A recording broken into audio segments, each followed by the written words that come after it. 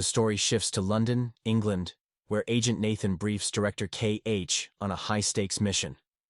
A critical shipment was stolen 2 nights ago, and recovering it is vital. When K.H. asks about the shipment's contents, Nathan admits he doesn't know.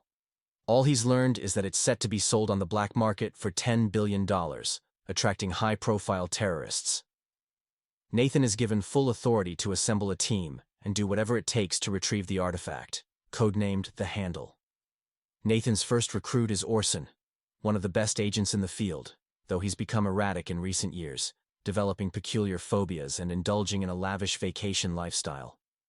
The next day, Nathan travels to Morocco to meet Orson, reminding him that after spending over $2 million on vacations, it's time to earn those luxuries. Orson agrees, on the condition that his extravagant lifestyle remains intact. The duo flies to Madrid to meet the rest of the team, Jay, and Sarah. The mission kicks off as they track a man carrying a disc with crucial information about the Handle. Sarah instructs Jane to follow the target while the others prepare for an ambush. However, Jane is ambushed instead, revealing that the team isn't alone in this mission. As Jane is taken down, the rest of the team is knocked out one by one, and the operation spirals out of control. Orson quickly recognizes the attackers' tactics, realizing they may be up against Mike and John, his former colleagues who switched sides. He soon becomes the next target, but, always a step ahead, swiftly takes down 2 assailants and signals JJ. Together, they neutralize the attackers and attempt to capture the target. However, during the chase, the target suffers a fatal heart attack.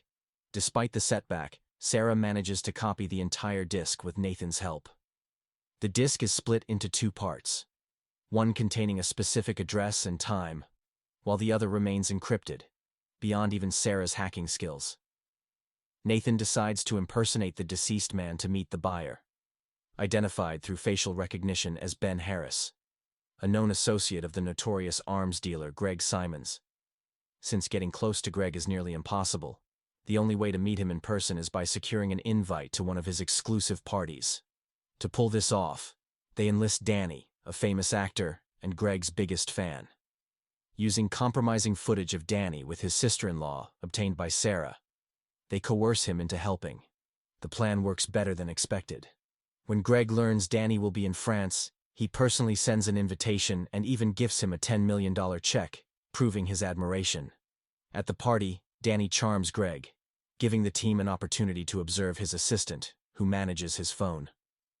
Sarah needs to get close to her, but things get complicated when Mike crashes the party. A race ensues between Orson and Mike to secure the phone, while Sarah attempts to clone it from a distance.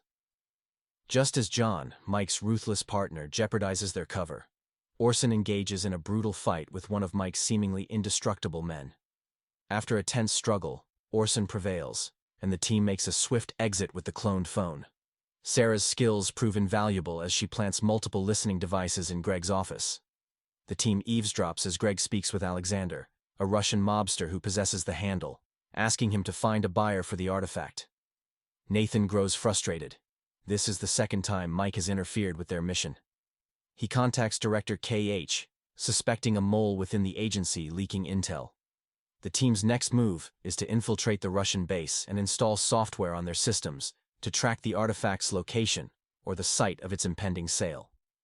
Before leaving, Orson steals a few valuables to make the break-in appear like a standard burglary, reducing suspicion about the computer tampering.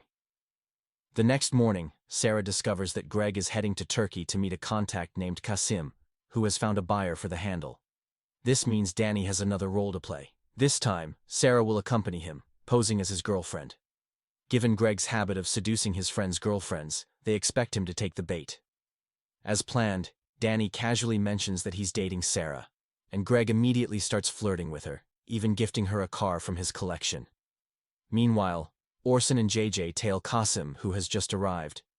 However, they quickly realize that Mike is also following him. When Qasim leaves, he discreetly drops a newspaper, which Ben Harris picks up. Sensing something important, Orson decides to follow Ben instead. After dealing with Ben's bodyguard, Orson chases him through the city's crowded markets, weaving through alleyways and dodging obstacles on a motorcycle. As Ben reaches an elevator, Orson has to take the stairs to keep his signal jammer active. Otherwise, Ben's phone might get a signal. potentially endangering Danny and Sarah. When Orson finally reaches the rooftop, Ben ambushes him from behind. A brutal struggle ensues, ending with Orson killing Ben. The newspaper turns out to be a critical clue. Inside, they find the key to decrypt the disk, revealing the artifact's true nature, an advanced AI capable of hacking into any nation's nuclear missile systems.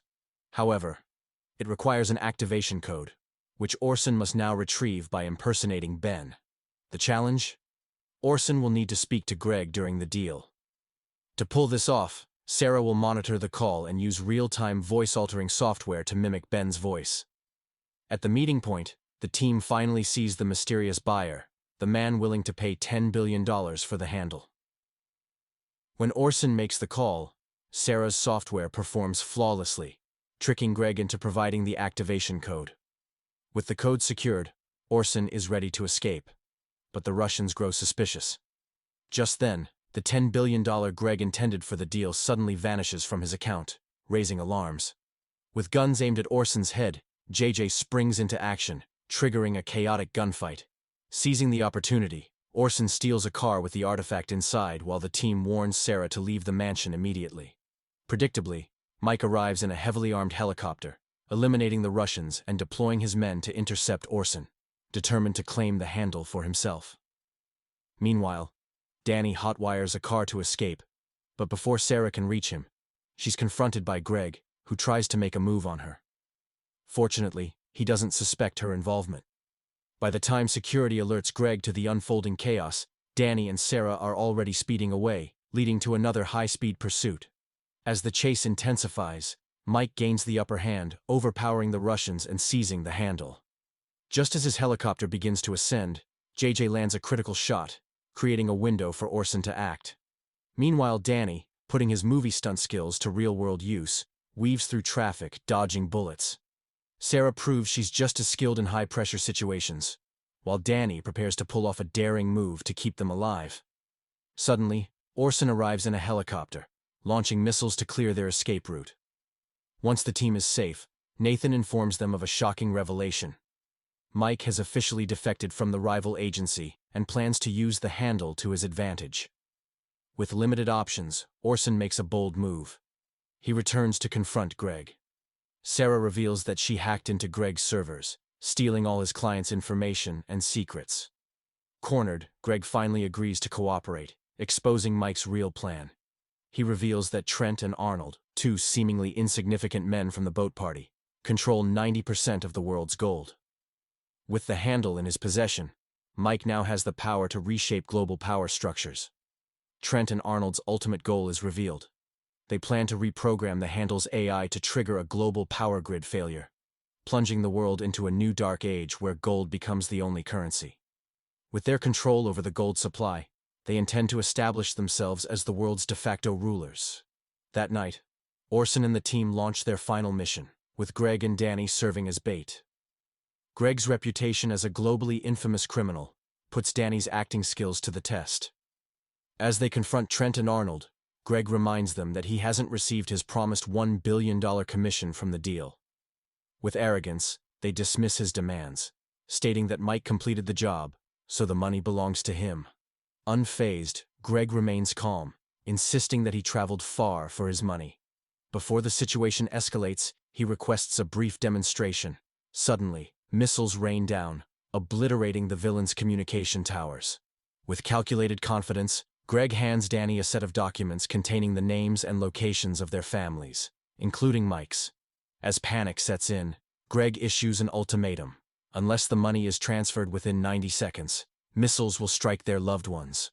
While the villains are consumed by terror, Orson infiltrates the compound, systematically taking down their guards.